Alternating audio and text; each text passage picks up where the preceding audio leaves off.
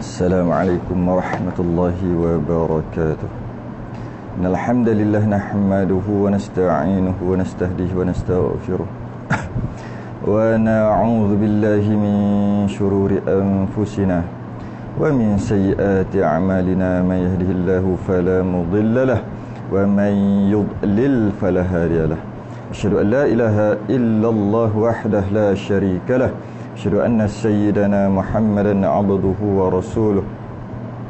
Allahumma salli wa sallim wa barik ala sayyidina Muhammadin al-fatihi lima ughliqa wal khatimi lima sabaqa nasirul haqqi bil haqq wal hadi ila siratikal mustaqim. Sallallahu alaihi wa ala alihi wa ashabihi haqqa qadrihi wa miqdarihi al-azim.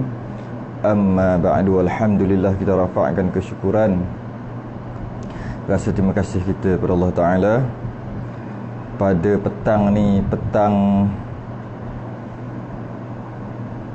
pada petang Syawal yang mulia, dapat kita bertemu, dijadualkan bersama dengan Surau An-Nur Fasa 3A Bandar Seremban Selatan,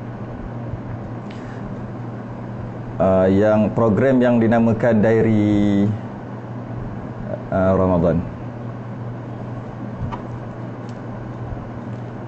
Apa yang ada pada Diary Ramadan? Cuma kita petang-petang ni, seperti biasa, secara santai kita membincangkan. Mungkin ada soalan-soalan, soal jawab, soalan-soalan yang berkaitan dengan bulan Syawal. Boleh kita muzakarah sama-sama, boleh kita kongsi sama-sama. Tunggu dulu sahabat-sahabat kita masuk dulu. Tunggu kejap.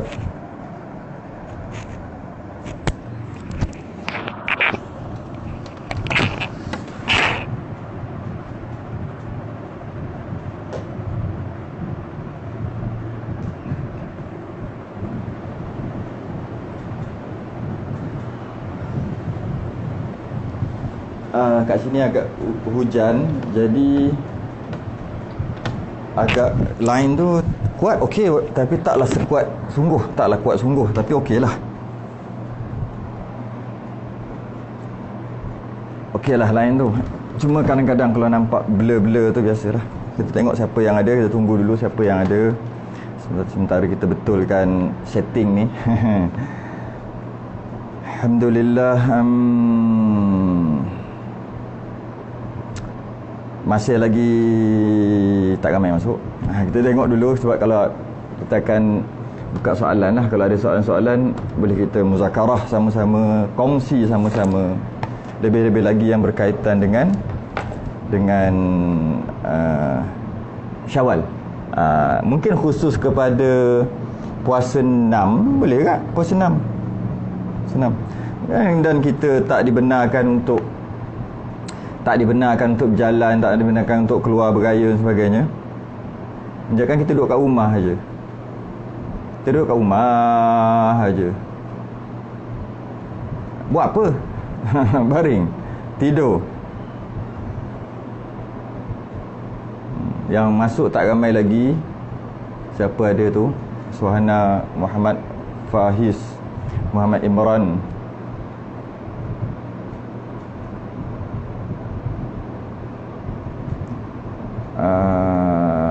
Muhammad Faiz. Selamat Hari Guru. Selamat Hari Guru. Sama-sama guru. Kita ni semua guru. Paling-paling pun kita berguru dengan kita menjadi guru kepada anak-anak kita. Kita ni semua guru. Suhana Nasir, Muzammil Muhammad Tirmizi, Sulilia, Zuria Tajuddin kat tangan lagi. Mak Ngah pun ada. Sementara kita tunggu tu, sebab ada orang cerita pasal Hari Guru, Ila Abu Bakar, Azmir Nur Hakim. Sementara ada orang duk cerita pasal Hari Guru ni, elok sementara tunggu orang masuk ni, untuk kalau takut ada apa-apa persoalan untuk disoalkan, kita tengok sedikit peringatan tentang Hari Guru. tentang Hari Guru, yang mana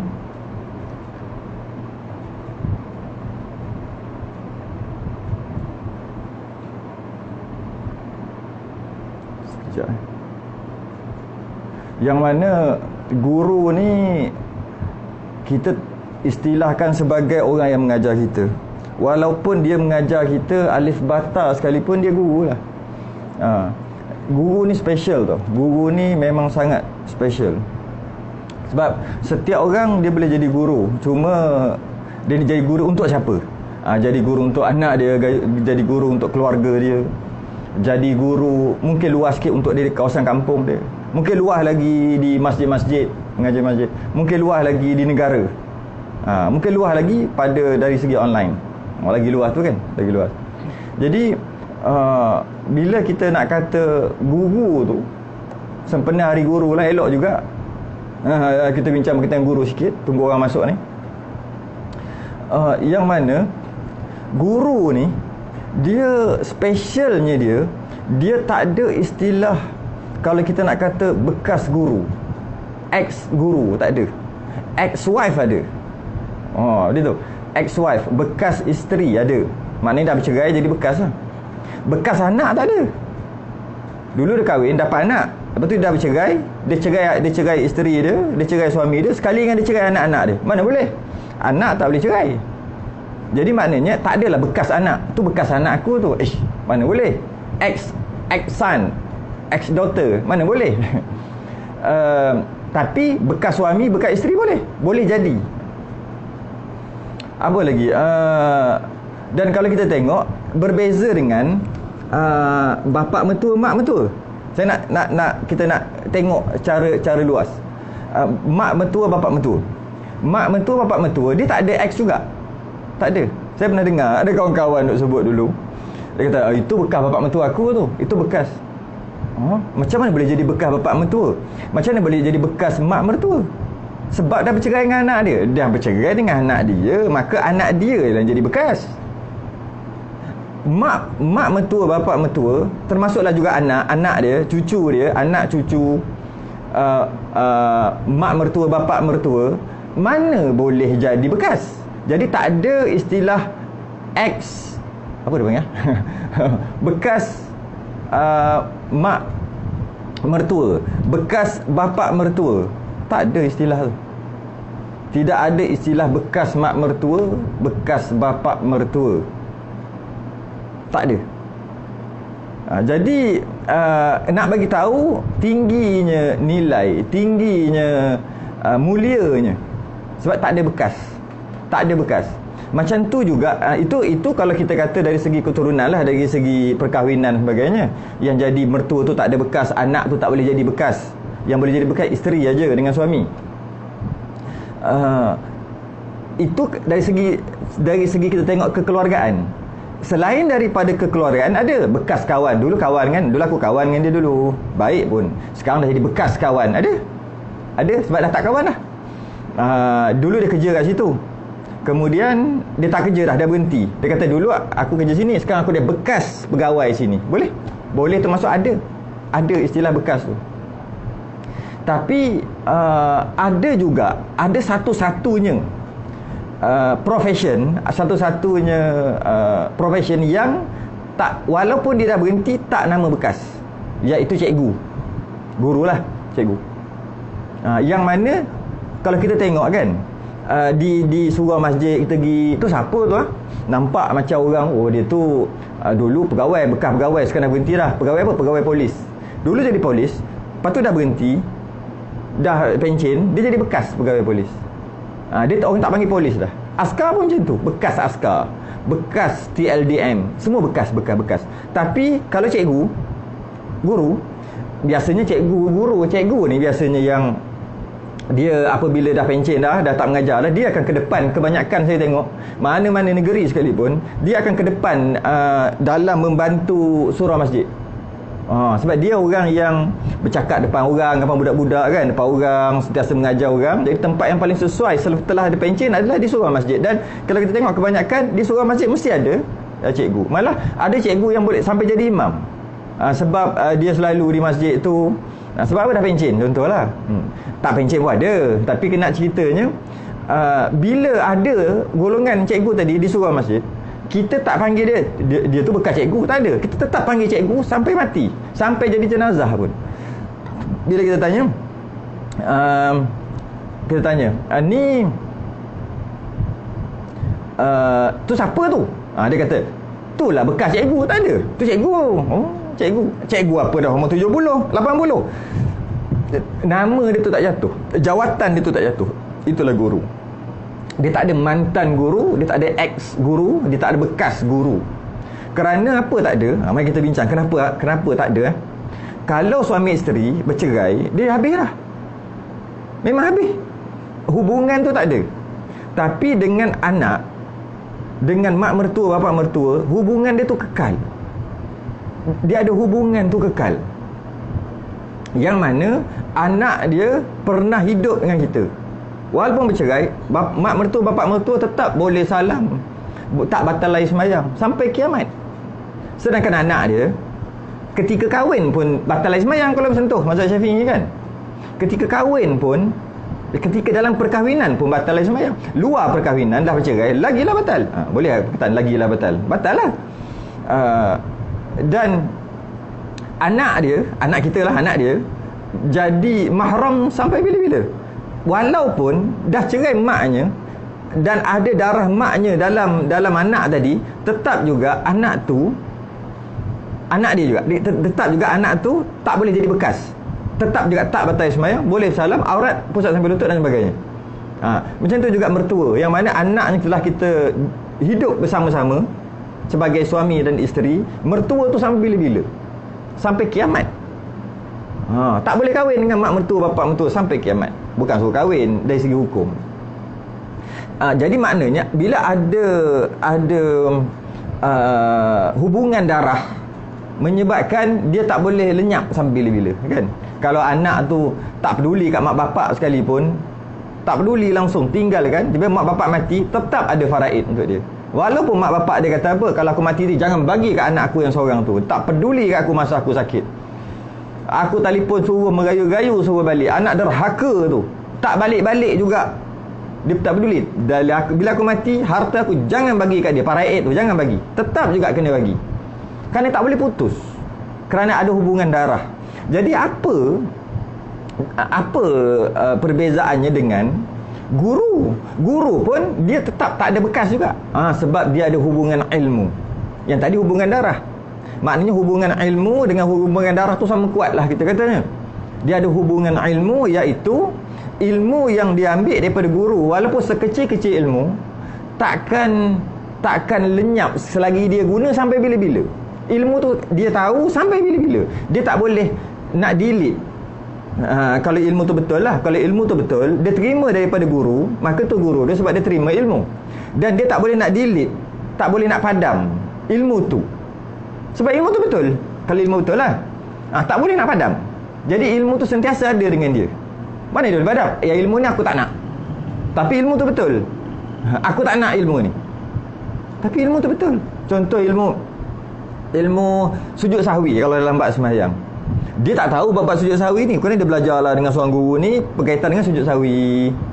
Oh, dia dah faham dah sujud sahwi ni, dan hukum tu betul lah. Kemudian dia dah tak nak guru dah dengan orang tu, dan dia nak buang ilmu tadi, mana boleh. Sebab kalau jadi apa-apa, dia kena buat gitulah, sebab ilmu tu betul. Sebab tu hubungan dia tak boleh putus. Macam mana hubungan darah yang tak boleh putus, kita kata engkau bukan anak aku lagi, tetap anak juga, malah dapat faraid lagi, walaupun kita kata apa sekalipun. Sebab hubungan darah tak boleh. Dia kena keluarkan darah dia, kemudian masuk darah baru, tetap juga itu anak dia. Kau ada darah tak apa, dia orang kaya, dia keluarkan semua darah dia, dia masuk darah orang lain yang sama jenis, O, A, AB, masuk balik semua. Dia kata sekarang darah aku dan darah kau dah berbeza, tetap juga hubungan darah tu ada. Ada tu. Hubungan darah tu ada. Jadi macam tu juga hubungan ilmu. Bila dia belajar ilmu yang betul, dia tak boleh buang ilmu tu, sebab ilmu tu betul. Kalau jadi apa-apa, dia nak kena amal lah ilmu tu. Dan walaupun dia belajar dengan guru lain, yang mana ilmu yang dia belajar dengan guru lain pun betul juga, sama, dia tak boleh nak kata ilmu aku dapat pada guru nombor 2, tak boleh. Dia kena kata dapat nombor 1 dengan dapat nombor 2, dua-dua. Sebab tak boleh buang juga. sebab dia dah belajar. Itu mulianya martabat guru, yang mana dia tak ada istilah bekas X, tak ada sampai bila-bila, yang mana ilmu tu mengalir dalam diri kita. Ilmu tu mengalir dalam diri kita. Jadi apa-apa, kalau buat semayang jadi apa-apa, kita fikir, oh, nak buat macam mana ni? Imam dah rakaat kelima. Terus teringat, kalau imam rakaat kelima, aku tahu imam rakaat kelima, aku tak boleh bangun. Kalau aku bangun batal, tu ilmu tu. Aku duduk dekat tahiyat, aku tunggu imam turun. Tunggu. Ilmu tu mana dia dapat? Daripada guru. Hubungan tu, sebab ilmu tu sentiasa ada kan. Maka tak terputus sampai bila-bila. Tak terputus. Jadi tak boleh kita kata tu bekas guru, tak boleh. Kecuali ajaran sesat lah. Kalau dia guru ajaran sesat, dulu dia berguru, tapi sebenarnya kalau nak kira itu bukan berguru lah juga, sebab dah ajaran sesat dah kan. Jadi selagi apa ilmu yang dia diberi tu kita ada dalam diri kita, kerana ianya betul, maka dia kekal guru sampai bila-bila. Walaupun sekecil-kecil perkara, walaupun ilmu tu sekecil-kecil ilmu. Diceritakan Imam Syafi'i, dia ada seorang guru dia seorang badui. Dia tengah ajar ramai ribu anak murid dia, Imam Syafi'i. Kemudian masuk seorang badui ni tahulah, macam bau dia ada agak berbau sikit. Lepas tu kusut masai lah, dia tak sikat elok-elok. Lepas tu pula pastinya badan dia penuh dengan pasir. Jadi tak elok lah, bajunya taklah baru, mungkin copak camping ke, mungkin kotor dan sebagainya. Bila masuk je tadi tu, orang badui tu ke dalam tempat Imam Syafi'i mengajar tu, Imam Syafi'i bangun daripada mengajar, bangun berdiri nak memuliakan guru dia. Bangun bukan apa, bangun peluk guru badui tadi. Anak murid dia yang beribu lepas pada tu tanya, siapa ni yang nampak macam tak berupa orang pun, macam tu, macam sampai ke kena peluk gitu.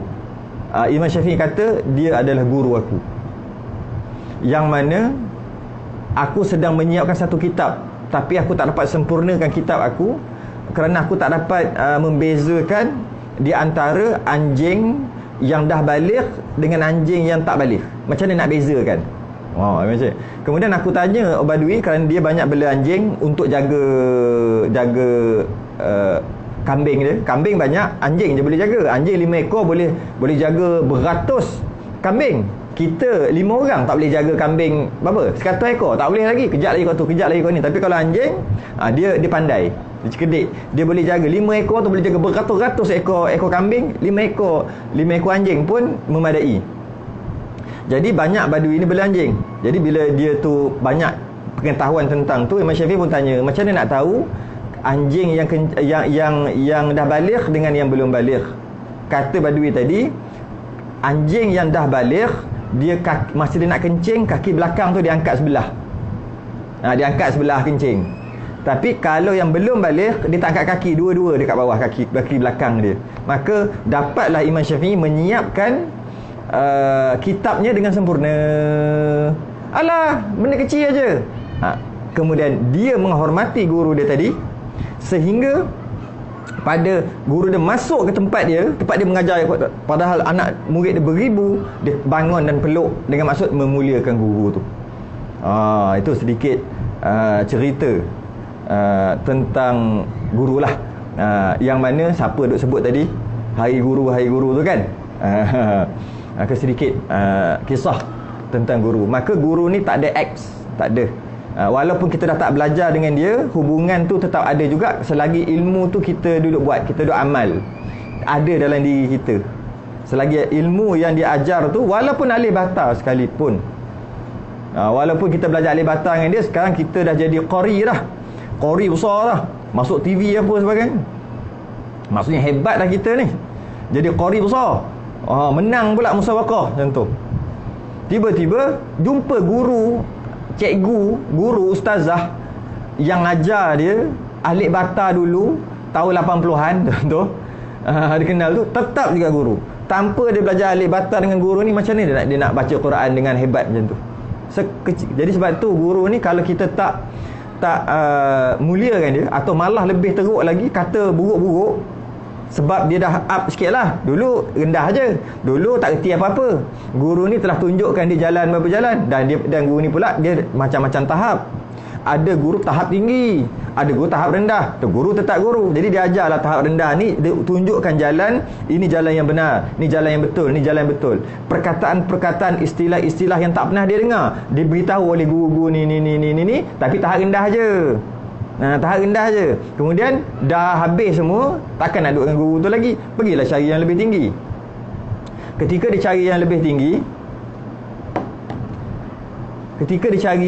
lebih tinggi, maka dia tinggalkanlah guru ni. Iyalah, memanglah macam tu. Macam itulah caranya. Tinggallah guru ni.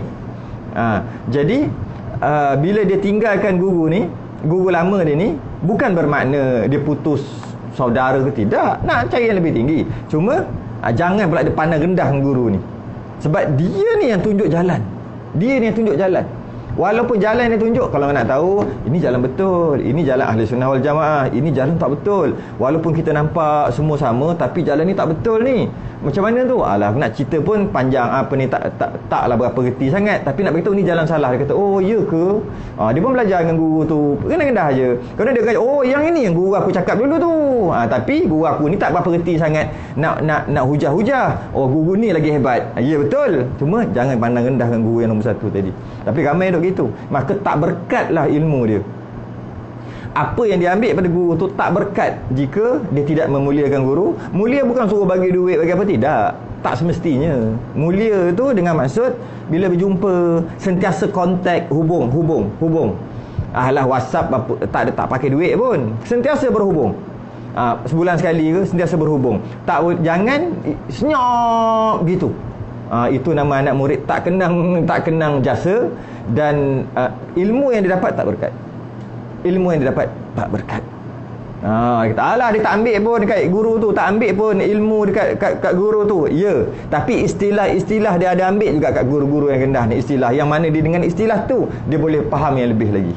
Jadi mulianya guru. Siapa duk cerita tadi pasal guru? Baik, kita tengok soalan. Kalau ada soal, bolehlah soal berkaitan dengan ni, berkaitan dengan bulan Syawal ke, sedikitlah berkaitan dengan guru. Baik, saya tengok ramai dah ada ni. Ahmad Safri ada, Rotifa Umar, Farina, Nur Amal, Cengku K. Mana lagi? Alamak, hilang pula. Ramai dah ada ni. Boleh kita teruskan. Kalau ada soalan apa-apa, boleh soal. Sebab saya cuba cari maklumat berkaitan dengan kenapa komen tu ada, kadang-kadang ada, kadang-kadang bila kita refresh dia hilang. Dan tapi yang pasti komen tu dia ada apabila kita dah tamat. Dah tamat tu memang garanti ada dah. Memang garanti ada bila dah tamat. Kenapa macam tu? Saya cuba cari, tanya kawan-kawan yang pandai-pandai buat IT ni. Dia kata kadang-kadang ianya share tau. Kita share. Bila share di grup ke apa, bila share, ada orang dia akan tulis di situ. Dia bukan masuk ke dalam surau An-Nur ni, bukan. Dia bukan masuk ke situ. Dia share daripada grup tu. Macam mana saya nak sebut pun tak kerti sangat. Dia share ke grup tu dan dia tulis, dia komen di situ. Jadi sebab tu kadang-kadang keluar, kadang-kadang dia hilang, dia tak keluar. Tapi bukan hilang terus, dia kekal ada. Cuma bila dah last ada. Sebab tu saya selalu tertinggal soalan tu. Sebab dia nak komen yang memang garanti keluar, masuk dekat surau An-Nur tu, masuk betul-betul, type dekat atas tu dan komen kat bawah. Cari video tu, cari live tu, komen kat bawah tu. Tapi kalau dia tengok kawan dia punya, kawan dia share benda apa ni, kuliah, dia pun tekan daripada kawan dia punya Facebook tu, tekan. Lepas tu dia soal kat situ. Itu yang dia jadi gitu. Ada, cuma kadang-kadang dia hilang. Dia hilang sekejap. Siapa lagi ada? Muhammad Irwan, Muhammad Zulkifli Mahadi, Dr. Rosmalaili, ada Syahidun Abdul Hamid. Ramai dah ada ni. Terus Amlatis, Azmir, Siti Hajar. Apa lagi? Azizah Izzah, Nikmat,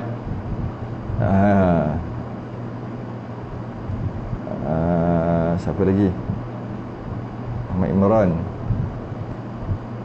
Bolehkah Azizah Izzah, boleh tak gabung puasa qada dengan puasa sunat? Muhammad Imran tanya, boleh tak letak syarat pada niat puasa? Contoh saya berniat esok nak qada puasa dan sunat Syawal, itu pun jika saya bangun sahur. Kalau tak bangun tak jadi puasa. Malam dah niat, tiba-tiba esok bangun lepas subuh, wajib ke puasa?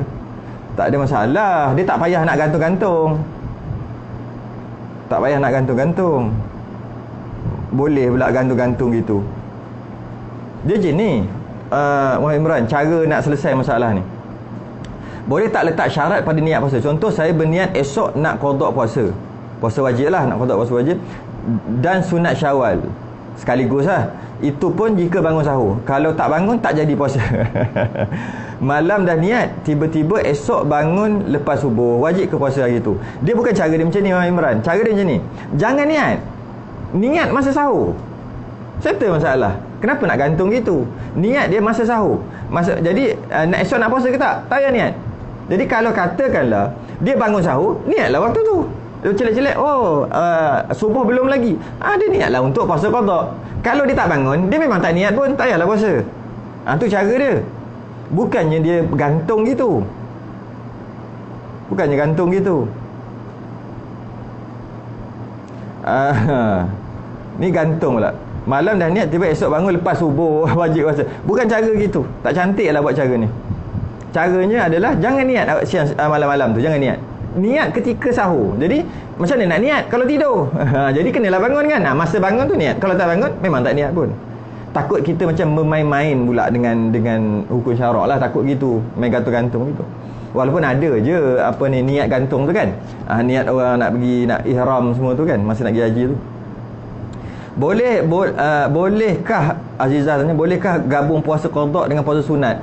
Ini adalah soalan yang memang tiap-tiap tahun. Tiap-tiap tahun. Boleh ke tak boleh? Yang pertama, kita nak sebut kat sini, wa yazidullahu alladhina ihtadaw huda. Allah akan menambah petunjuk kepada mereka yang telah mendapat petunjuk. Allah akan tambah lagi petunjuk. Orang yang memang dah dapat hidayah, Allah tambah lagi hidayah. Jadi antara tanda Ramadan kita diterima adalah kita mudah untuk kita puasa 6. Puasa bulan Syawal tu. Jadi kalau mudah kita puasa 6, maknanya Ramadan kita diterima. Kalau payah nak puasa 6, antara tanda Ramadan kita problem. Bulan Ramadan dah sibuk duk mengata orang, duk mengumpat, membawang lagi. Jadi payahlah nak puasa 6. Antara tanda. Macam tu juga kalau nak solat fardu. Antara tanda diterima solat fardu kita, mudah kita nak buat qabliyah ba'diyah. Kalau qabliyah ba'diyah tu mudah je, antara tanda sembahyang kita diterima. Antara tanda. Jadi sebab tu kalau kita tengok di masjid mudah untuk buat qabliyah ba'diyah.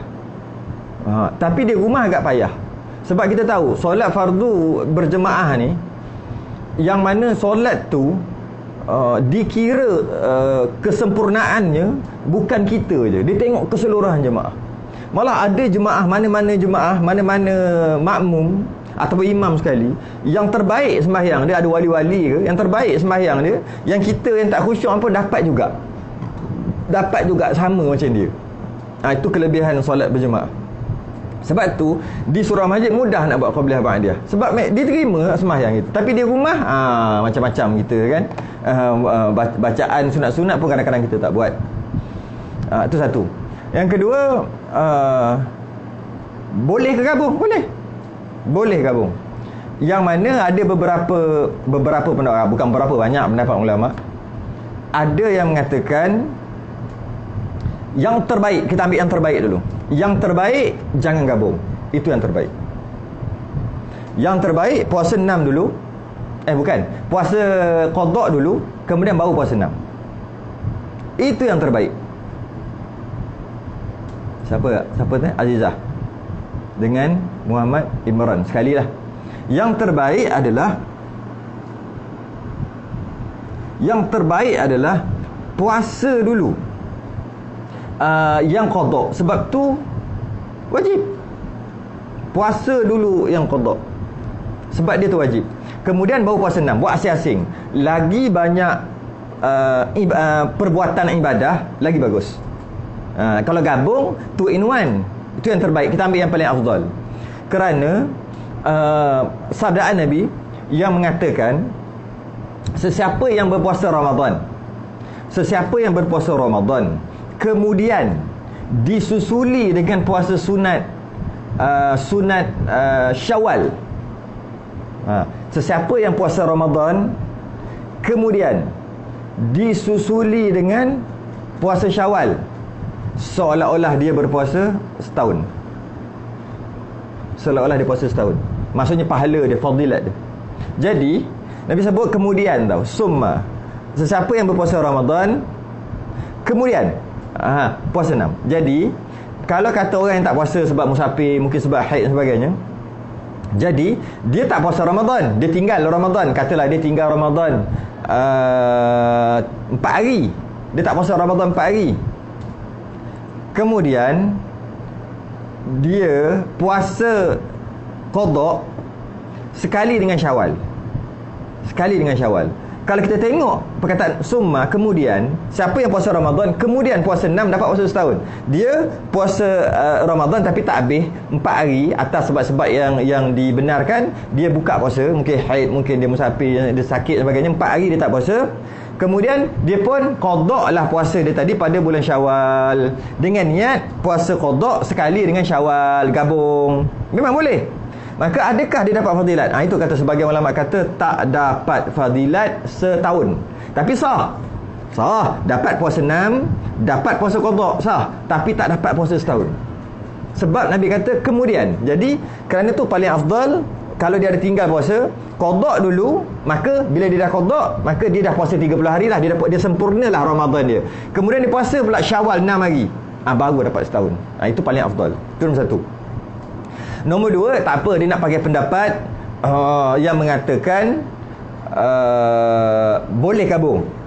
Ni yang nombor 2 lah, yang bawah sikit lah. Yang nombor 2, iaitu dia pun puasalah Ramadan sekali dengan gabung. Maka mengikut pendapat tadi, dia tak dapatlah puasa setahun. Dia cuma dapat puasa Ramadan dan puasa Syawal. Tu je lah. Okey. Yang kedua. Yang ketiga, adakah perlu niat? Sama juga ulama khilaf dalam masalah ni, iaitu ada yang mengatakan dia kena niat sahaja aku puasa qada serta Syawal, serta sunat Syawal, baru dapat pahala qada dengan Syawal. Kalau dia tak niat Syawal, sahaja aku puasa qada, tak dapat puasa Syawal, cuma dapat qada je. Sebab innamal a'malu binniyat, setiap perkara mesti dengan niat. Tak niat tak dapat. Tapi pendapat yang kedua, Syekh Ramli mengatakan janji dia puasa pada bulan Syawal, walaupun dia niat qada, kebetulan jatuh bulan Syawal, maka dapat Syawal automatik. Jatuh pula kebetulan Syawal tu pada hari Isnin atau hari Khamis, dapat puasa Isnin Khamis automatik. Jatuh pula Isnin atau Khamis tu 13, 14, 15, dapat hari putih automatik. 3, 4 automatik. 3, 4 jenis sunat puasa dengan dia puasa 1 qada. Dapat semua walaupun tak niat. Jadi ada tampak perbezaan. Yang pertama, yang terbaik, puasa dulu qada, kemudian baru puasa Syawal, kerana nak dapat setahun puasa tanpa dipertikaikan oleh siapa-siapa. Dapat setahun, fadilat setahun puasa. Kalau kata tak nak buat macam tu, buat yang kedua, iaitu gabungkan puasa qada dengan puasa Syawal. Itu pun boleh juga. Dan nak gabung pula terbagi kepada 2. Yang pertama, niat nak gabung, saja aku puasa qada Ramadan dan gabung dengan puasa sunat Syawal. Itu yang pertama. Yang kedua kata tak payah gabung. Nampak luas fiqh ni. Jadi itulah jawapan. Boleh lah. Boleh lah. Jadi bulan Syawal ni bulan yang penuh dengan keberkatan. Bulan Syawal ni bulan dengan penuh dengan keberkatan. Sebab ada orang yang mengambil, memang digalakkan untuk mengambil tafaul, untuk mengambil keberkatan pada bulan Syawal. Kerana bulan Syawal seumpama kita bersih daripada dosa. Jika kita puasa, kita jaga semualah. Jaga segala-galanya, bukan sekadar menahan lapar dan dahaga, tapi kita jaga semua. Jaga semua berkaitan dengan mata, tangan, jari kita, tentang media sosial, untuk jaga semua. Maka kita seumpama pada bulan Syawal tu, hari raya tu, kita seumpama baru lahir daripada perut ibu, bersih. Jadi maknanya bulan Syawal ni bulan yang bersih. Jadi untuk mengambil tafaul, ramai yang bernikah bulan Syawal. Menikah, ada yang menikah. Jangan nikah bulan Rejab Syaban, masalah. Sebab bulan Ramadan kan baru kahwin tu. Jadi ramai juga boleh kita ambil tafaul keberkatan daripada bulan Syawal, yang mana nikah bulan Syawal. Jika dengan pernikahan bulan Syawal tu mengandung lah katakan, maka lepas mengandung tu 9 bulan, melahirkan dan habis keluar nifas, dan habis nifas tu, waktu tu belum lagi Ramadan seterusnya. Dah dekat lah, tapi belum lagi. Habis waktu pantang tu lah, masih lagi belum Syawal, masih lagi belum Ramadan. Faham tak? Kahwin bulan Syawal, kemudian ditakdirkan bulan Syawal juga dapat mengandung, maka dia akan lahir nanti sebelum bulan Ramadan. Mungkin dia akan lahir bulan Rejab ataupun Syaban. Bila lahir kat situ anak Rejab ataupun Syaban, maka waktu tu belum Ramadan lagi. Waktu tu dah habis pantang dah. Waktu tu lah, ataupun awal lagi sebelum tu, sebelum Rejab lagi dah dapat anak. Boleh kira lah, dia punya kiraan tu memang cantik. Jadi bila dah macam tu, dah habis pantang dah, maka barulah masuk Ramadan seterusnya. Maka tak ada puasa yang ditinggalkan. Jadi memang ambil tafaul. Sementara dia ni nak masuk ke dunia perkahwinan, maka elok pada bulan yang bersih. Ambil tafaul daripada bulan Syawal. Banyak keuntungan dia lah. Kita tengok lagi. Bab munakahat, silibus kita sekurang-kurangnya tahap mana? Allah, lama tak belek kitab munakahat. Tapi mudah-mudah katanya macam ni. Apa yang kita nak amal dalam perkahwinan, yang itu yang jadi fardu ain. Bab munakahat, tanggungjawab isteri, tanggungjawab suami, nafkah, berkaitan dengan perangai, sikap-sikap, cara untuk berinteraksi dengan suami dengan isteri, semua berkaitan dengan jima'. Itu semua bab munakahat yang fardu ain, yang nak amal, yang memang kita kata nak amal benda tu. Lepas kahwin tu mesti kena amal perkara tu, kan? Itulah. Dari segi barang-barang nak bagi tu, nak niat hadiah ke, niat apa ke, nak bagi hutang ke, tu perkara tu. Secara umumnya gitu lah. Apa yang nak diamalkan dalam munakahat, yang itu. Tapi tak mungkin tinggi-tinggi lebih pada tu, kan? Tak adalah sampai tahap tu. Tadi Farina tanya, Azmi, apa hukum guna Farina? Bab muamalat tahap fardu ain sama juga. Bab muamalat dengan bab munakahat sama juga Farina. Tak perlulah mungkin kita tahu bab pinjaman. Jadi fardu ain pada kita bila kita nak buat pinjaman. Jadi apa yang kena mengenakan kita tu semua fardu ain. Kita nak jual beli, kan? Bila nak jual beli, mesti kita dah tahu, takut jadi riba ke apa. Nak jual beli apa? Emas. Kenalah tahu. Sebab dah jadi fardu ain, sebab kita nak buat ni. Dia macam tu tak? Dia macam tu. Dari segi munakahat muamalat, nak tahu yang fardu ain yang memang kita dah amal.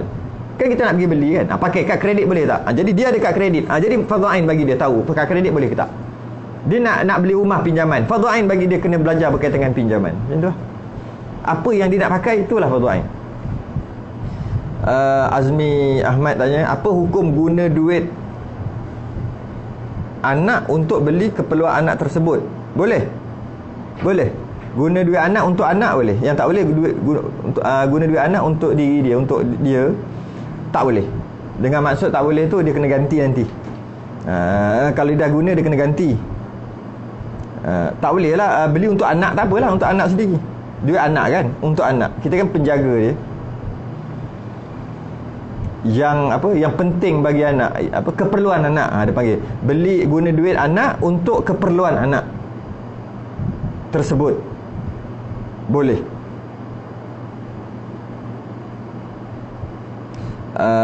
Seterusnya, mati tak sempat.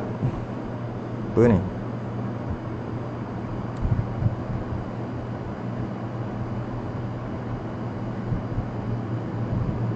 Oh, yang tu nanti dulu, mati tak sempat tu relax dulu.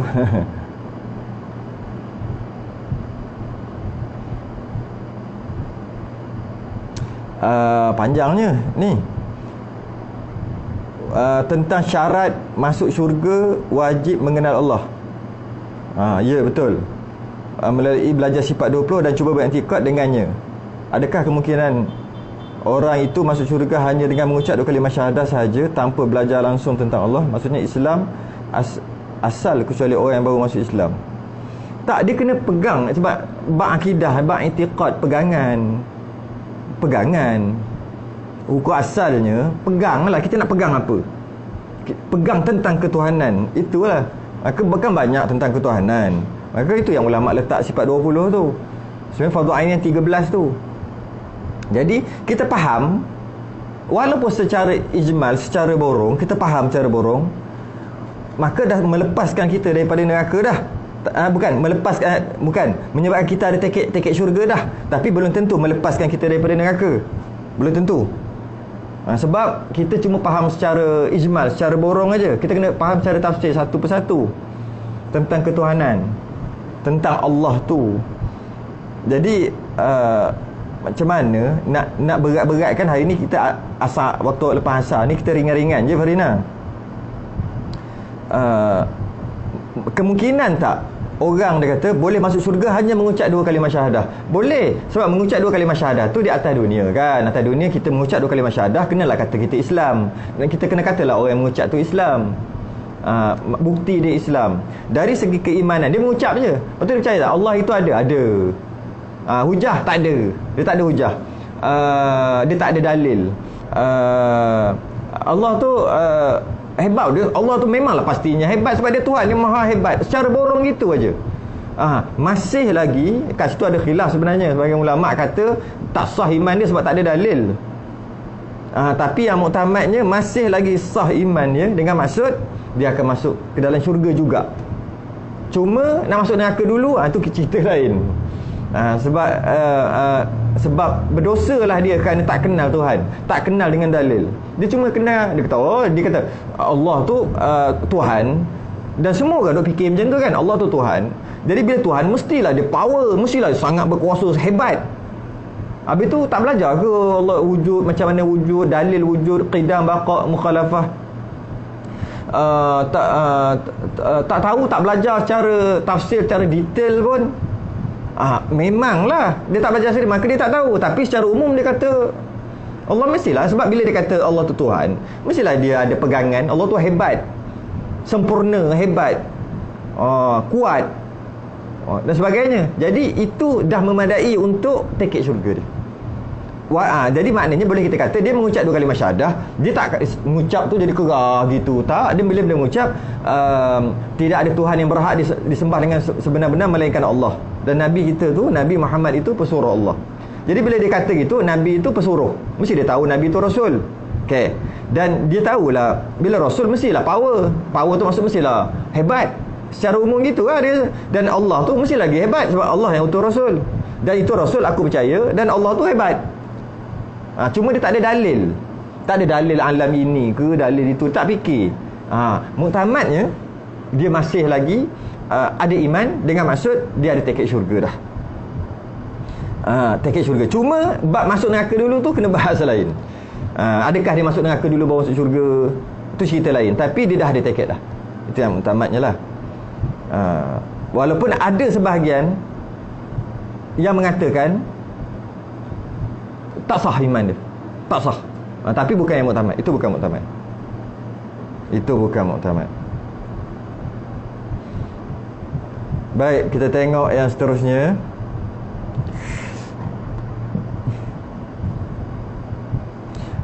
Mati tak sempat qada Ramadan kerana belum masuk Syawal. Dia mati, dia puasa, dia mati pada bulan Ramadan.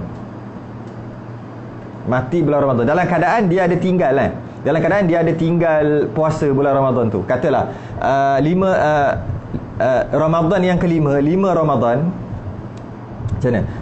Ramadan yang kelima, hari kelima berpuasa. Hari kelima berpuasa, dia tak puasa. Hari Ramadan kelima dia tak puasa. Dan dia mati pada sebelum Syawal. Dia mati pada bulan Ramadan juga. Maka tak ada qada, tak ada fidyah. Tu soalan. Tak ada qada, tak ada fidyah, tak perlu qada, tak perlu fidyah. Saya ulang balik. Dia tak puasa atas sebab-sebab yang dibenarkan syarak lah. Katalah haid lah, mudah cerita. Dia haid 6 hari. 5 Ramadan sampai 10. 5, 6, 7, 8, 9, 10. 10 Ramadan. Tak puasa lah haid. Dibenarkan syarak untuk tak puasa. Malah wajib dia tak puasa kan. Wajib dia tinggal puasa. Kemudian 25 Ramadan mati. Tak kena qada apa-apa. Sebab pasal bila dia nak ganti? Yang kena ganti ni macam ni. Yang kena kifarah. Bukan kena ganti, kena kifarah. Macam ni. Dia tak puasa bulan Ramadan. Kemudian katalah haid 5, 6, 7, 8, 9, 10 Ramadan. Kemudian masuk Syawal. Dia hari raya tu dia masih lagi hidup. Dan dia boleh je nak qada. Tapi dia kata, alah, kan panjang lagi, nanti dulu. Okey. 20 Syawal dia mati. Yang ini kena ada kifarah. Sebab dia ada peluang, ada masa untuk dia qada, tapi dia tak qada. Sebab nak qada tak semestinya wajib qada terus puasa ni. Tak semestinya wajib qada segera pada 2 Syawal, tak semestinya. Dia waktu yang muasa', waktu yang luas kan. Jadi dia boleh qada bila-bila dia nak qada. Dia boleh qada bila-bila dia nak qada. Janji jangan masuk Ramadan yang satu lagi. Jadi dia pun tak puasa, tak berdosa. Habis tu dia mati 20, berdosa ke? Tak berdosa. Tak berdosa. Sebab dia tak qada tu dibenarkan. Sebab tak qada sebelum Ramadan akan datang. Kerana dia mati. Oleh kerana dia ada masa untuk qada tapi dia tak qada dan tak berdosa, waktu tu baru ada kifarah dia, ada kafarah dia lah. Satu hari satu cupak ambil daripada harta peninggalan dia. Okey, tapi kalau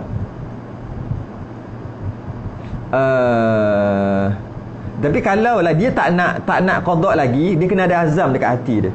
Contohnya macam kita kan sembahyang kan. Sembahyang daripada kita ambil asar, daripada pukul 4.30 sampai pukul 7 suku. 7.30 lah. 4.30 sampai 7.30 itu waktu asar. Bila masuk asar dia dengar azan, dia tak nak sembahyang lagi, tak berdosa. Sebab waktu tu kan luas. Boleh sembahyang sampai 7.30. Janji jangan masuk dia sembahyang tu, janji jangan masuk maghrib. Kemudian dia pun dengar azan. Dia kena niat dalam hati dia tahu, aku nak sembahyang jap lagi. Dia kena niat. Dan orang yang sembahyang ni memang ada niat automatik. Dengan azan je automatik ada niat dalam hati dia, iaitu dia akan sembahyang. Aku nak sembahyang jap lagi lah, pukul 6, pukul 6.30. Tak ada masalah. Macam tu juga puasa. Macam tu juga puasa. Ketika puasa dan bab sembahyang tadi, dia tak boleh tak niat. Dia mesti dah azan, dia kena niat nak sembahyang. Cuma bila nak sembahyang jap lagi. Dia tak boleh biar waktu tu berlalu tanpa ada niat untuk sembahyang. Tak boleh. Dosa. Sebab dia seolah-olah macam tak nak sembahyang. Dia cuma niat apa? Niat aku nak sembahyang sekejap lagi pukul 6. Biasa orang sembahyang memang dia adalah perasaan tu ataupun niat tu. Macam tu juga puasa. Dia dah masuk bulan Syawal, 2 Syawal, maka dia boleh qada dah. Dia ada tinggal 6 hari. Dia kena niat dah, aku nak puasa. Bila nanti? Bulan depan, 2 bulan, 3 bulan, nanti lagi lah. Aku nak puasa sebelum Ramadan akan datang. Mesti aku puasa. Dia kena niat gitu. Dia tak boleh biarkan berlalu begitu saja. Kena niat. Kena azam lah. Kalau kita tak boleh tak sebut niat pun, kita sebut azam. Sebab niat ni kena tunggu kalau nak puasa baru nama niat. Kita sebut azam. Dia kena berazam, dia akan solat nanti. Kalau bab solat, bunyi azan, dia berazam nak solat nanti. Kalau bab puasa, bila masuk 2 Syawal, sebab dia tinggal, dia berazam nak qada nanti. Nantilah. Okey. Kita tengok seterusnya. Amanda Amzar, boleh adakah boleh saya tak solat Jumaat sebab salah seorang isi rumah saya telah di swab test. Okey. Sebagai langkah berjaga-jaga, Memang tak boleh pun, ni tak bagi pun, doktor tak bagi. Sebagai langkah berjaga-jaga dan takut ahli keluarga ni positif, buat masa ni keputusan swab dia belum keluar lagi. Amar, sebenarnya kalau lah yang duduk dengan dia tu swab test, dia memang kena kuarantin pun. Semua kena kuarantin. Memang doktor tak bagi pun. Memang dibenarkanlah atas sebab-sebab penyakit berjangkit. Sebab berkemungkinan akan membahayakan orang ramai. Jadi boleh tak? Bukan boleh, silap-silap, wajib dia untuk tak pergi semayang. Tak boleh semayang, wajib dia jangan pergi masjid atau tempat orang ramai. Sebab berkemungkinan dia akan menyebarkan. Mungkinlah berkemungkinan. Dan doktor pun memang tak bagi, Amar.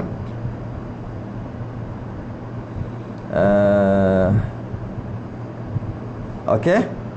Tengok ya, tengoklah tak ada soalan hilang lah soalan. Saya tengok lagi. Mana lagi ya?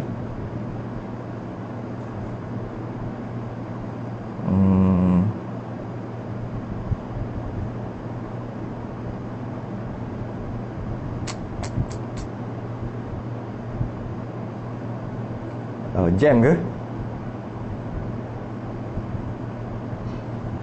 Hilang pula. Berapa lama dah ni? Wah, sekejap je dekat sejam. Tutup sejam. Tutup sejam.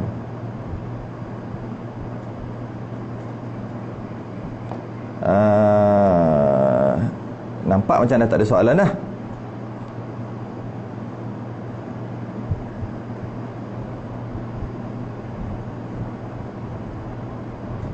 Oh, ada. Masjidil Aqsa. Apa yang kita nak buat dengan apa yang berlaku di Palestin? Allah, soalan ni umum sangat ni. Sangat umum soalan ni. Apa kita nak buat Masjidil Aqsa ni? Apa yang boleh kita buat? Kita nak pergi sana. Nak pergi sana, memang kita tak mampu nak pergi sana.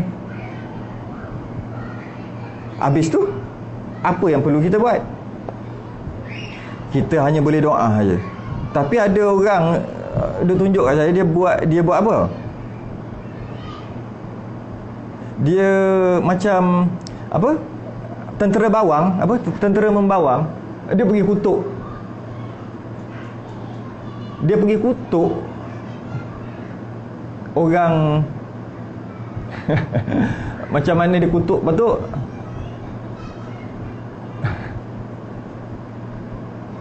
Dia pergi kutuk tak tahulah nak kata, tapi akhir sekali dia koyak. Saya pun tak faham juga apa dia orang ni, tapi pakak-pakak pergi ke page dia orang, duduk cakap. Tapi dia orang faham ke? Saya pun tak faham dia orang ni faham ke tak faham. Dia orang ni faham ke? Apa yang dia orang tu cakap pula bahasa Melayu? Saya tak tahulah apa yang kita buat. Kenapa? Yang pertama, bab Masjidil Aqsa ni, yang pertama kita kena ada rasa. Sebab dia masjid nombor 3. Pertama, Masjidil Haram untuk umat Islam. Yang kedua, Masjidil Nabawi, Masjid Nabi kat Madinah. Yang ketiga, Masjid Aqsa. Apa? Subhanallazi asra bi'abdihi lailan minal masjidil harami ilal masjidil aqsa. Siap ada dalam Quran kita lagi perkataan Masjidil Aqsa. Jadi dia masjid nombor 3. Dia masjid nombor 3 yang mulia. Malah kalau kita terpaksa berhabis duit untuk pergi ke masjid macam ni, kita tak boleh berhabis duit pergi ke masjid. Maksudnya pergi musafir jauh-jauh sampai habis beribu-ribu untuk pergi masjid. Kita tak disuruh gitu. Kecuali 3 masjid. Tu. Kita tak disuruh untuk pergi ke masjid dengan perhabiskan harta kita untuk pergi ke masjid. Kita tak dituntut. Kecuali 3. Itu Masjidil Haram, Masjid Nabawi, Masjidil Aqsa. Jadi nak kata hebatlah. Masjidil Aqsa ni hebat. Mulia. Dan dia juga kiblat yang pertama. Masa mula-mula Nabi di Mekah dan Isra', maka berlakulah Isra' dan Mi'raj. Ketika berlaku Isra' dan Mi'raj,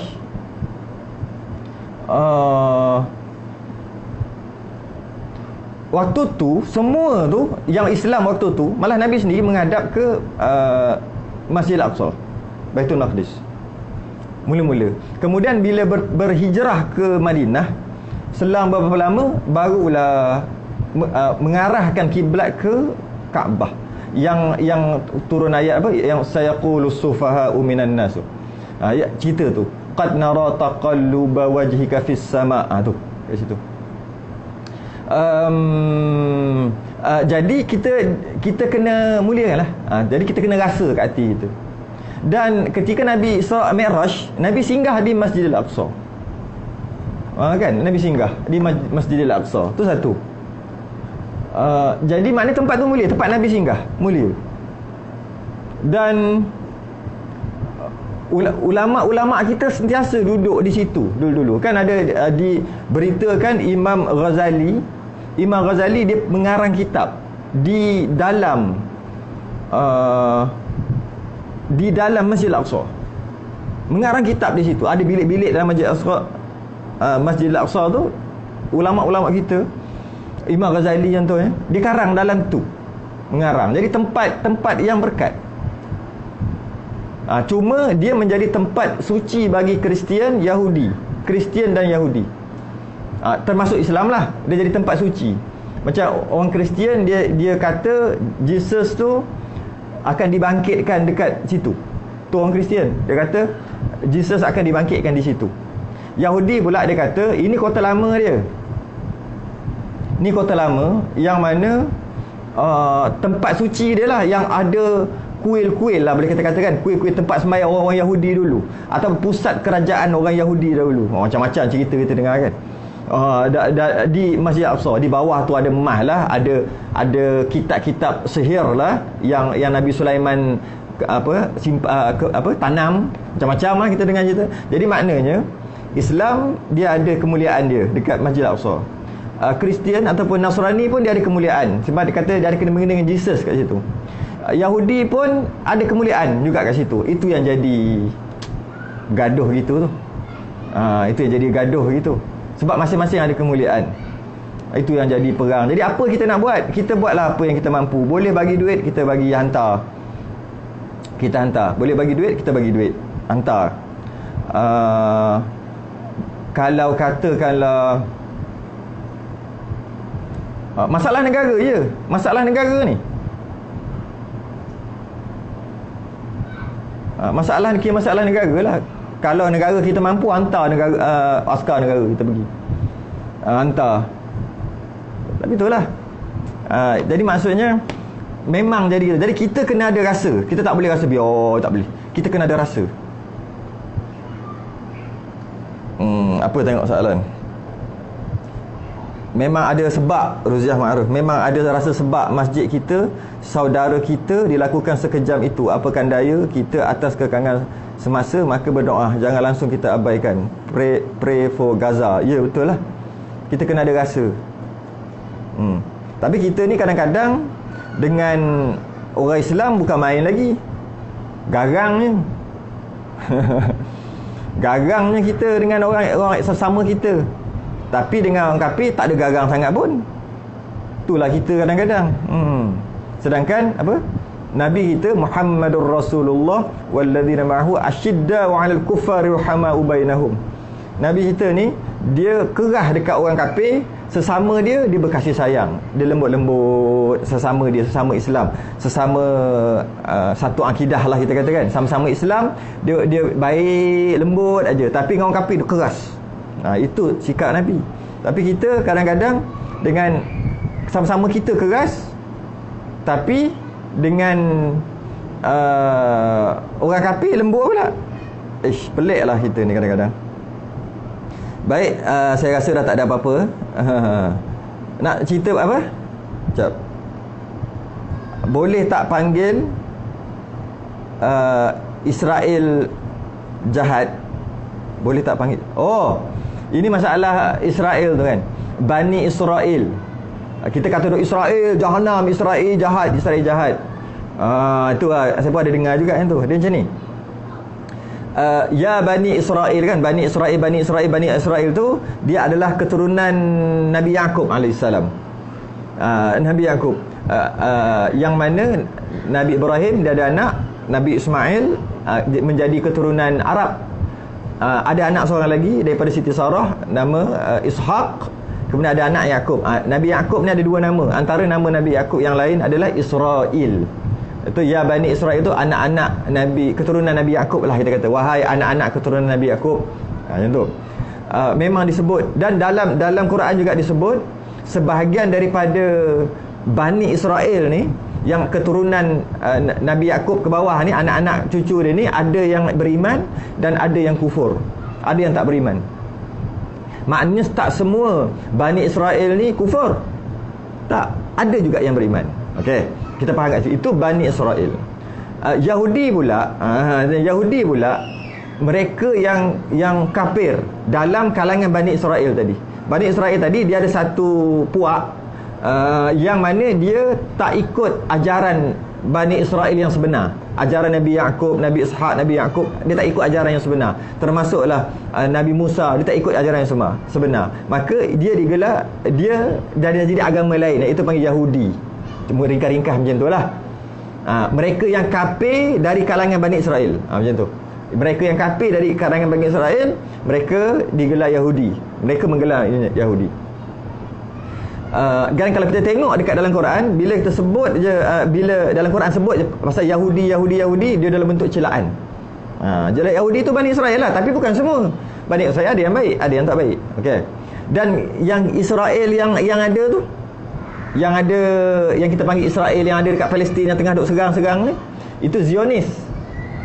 Cuma dia namakan negara dia Israel, tapi sebenarnya dia Zionis, yang mana dipelopori oleh seorang orang putih, apa nama tu, Moses Hess, yang tu setahun 1900 ke 1000 ujung 1889 berapa, 1897 ke, hingga 1900 dipelopori oleh dia lah gerakan untuk menubuhkan kerajaan haram Israel, yang mana dia panggil semua Yahudi untuk pindah di situ. Sampai tahun 1924 lah. Itu semua cerita-cerita sejarah-sejarah tu. Jadi itu Zionis. Cuma dia namakan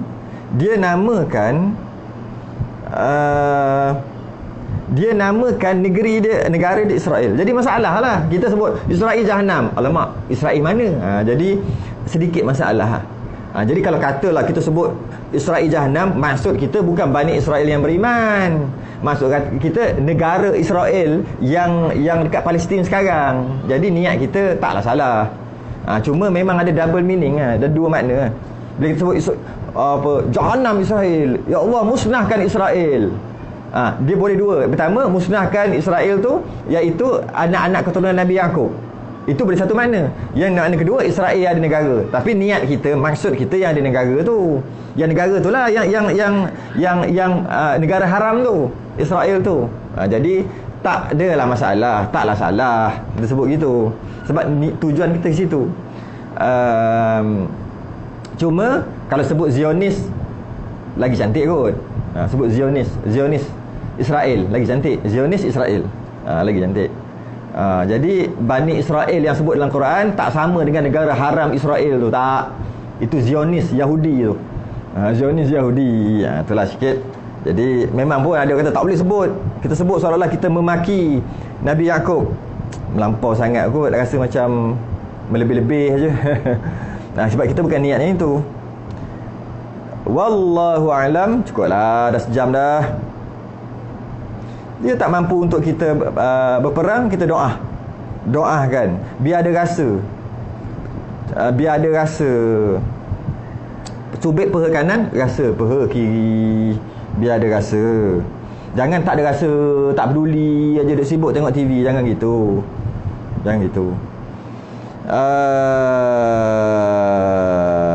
Baik, saya rasa tak ada apa-apa dah soalan pun. Yalah petang-petang ni kan, hari raya pula, maka kita boleh tangguh dulu. Sikit kita cerita pasal sejarah-sejarah secara santai-santai. Sikit kita cerita pasal hukum-hukum gabung-gabung sembahyang, gabung-gabung puasa, dan sikit kita jawab soalan. Cukuplah 1 jam. Wallahu alam. Lepas ni lama sikit saya tak ada lah lepas ni kita tangguh lama sikit. Kita tangguh dulu, kita sudah dengan tasbih kafarah dan suratul subhanakallahumma hamdik asyhadu an la ilaha illa anta astaghfiruka wa atubu ilaik. Assalamualaikum warahmatullahi wabarakatuh.